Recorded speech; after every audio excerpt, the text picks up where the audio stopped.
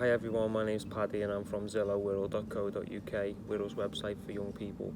When someone dies, we can all feel a massive range of emotions, from feeling confused and lonely to sad. You might be feeling numb, you might feel you can't really cope, you might be feeling anxious or tearful, or you might even be feeling depressed. There's no right or wrong way to feel. Whatever you're feeling right now is the right feeling for you. Some of you might be feeling confused and all over the place, and you might be okay one minute and then you might be not okay the next. Some of you might be crying, some of you might be crying a lot, and some of you won't cry at all. It's all normal, because there is no normal when it comes to experiencing death, someone from your life. One minute the person's there and then the next minute they're not. So even if we might have felt prepared that something like this might happen, losing someone close to us or just someone that we know can be life-changing. One of the important things is to remember is that everyone's got a different life and everyone has different life experiences, so you can't compare the way you react to the way someone else does. If your emotions are becoming a bit overwhelming or you feel like you can't cope, it's important that you find someone to talk to. Getting support from your friends or people your own age who are also grieving might be good at the beginning, but knowing that you're not alone can really help, and there's so much support available to you in school or in college. Trying something creative is a really good way of expressing how you're feeling. Writing a poem or writing a story or drawing, painting, singing, listening to your favourite songs or watching your favourite film, whatever works.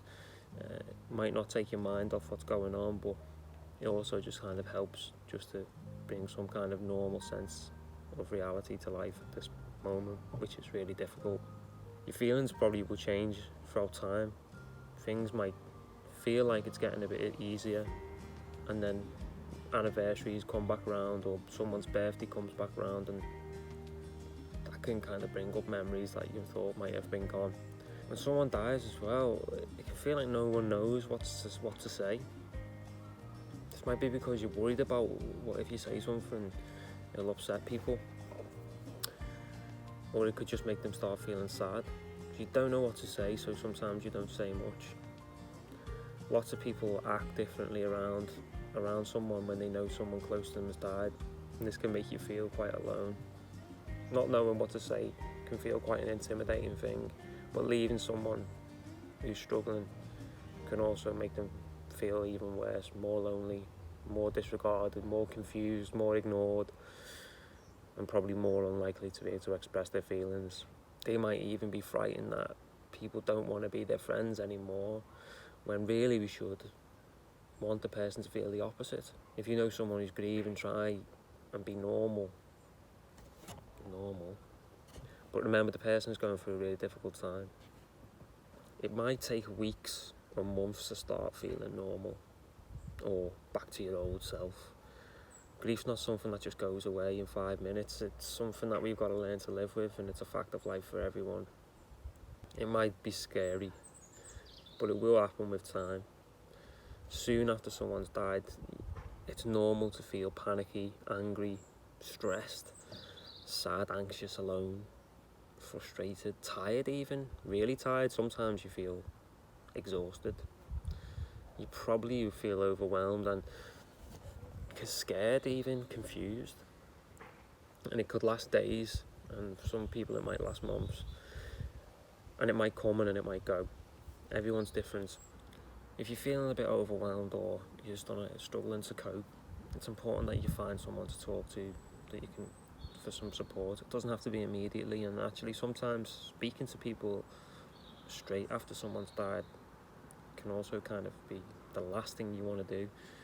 You're still trying to deal with it and figure things out for yourself, but there's so much support available to you.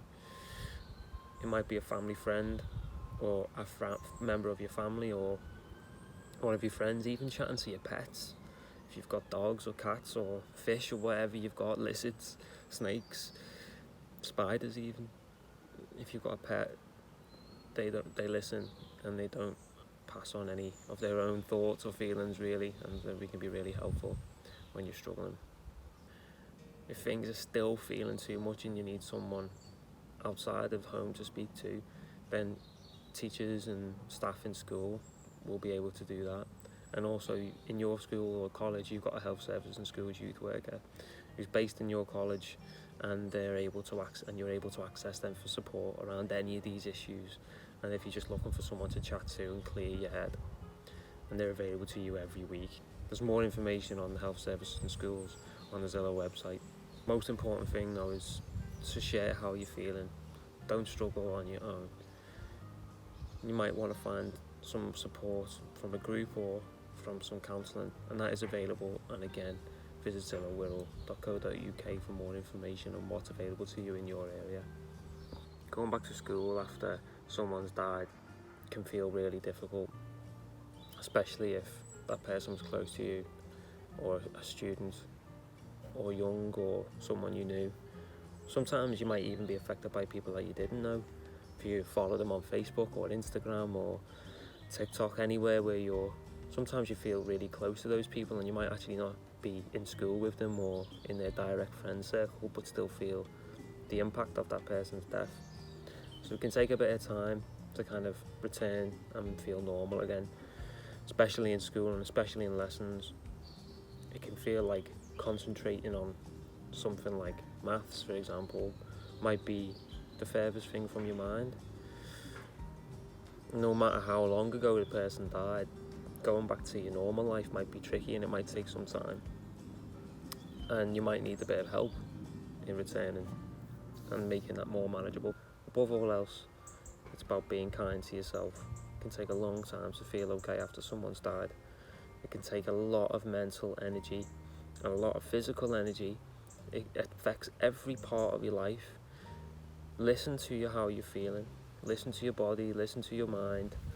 Take some steps to look after yourself.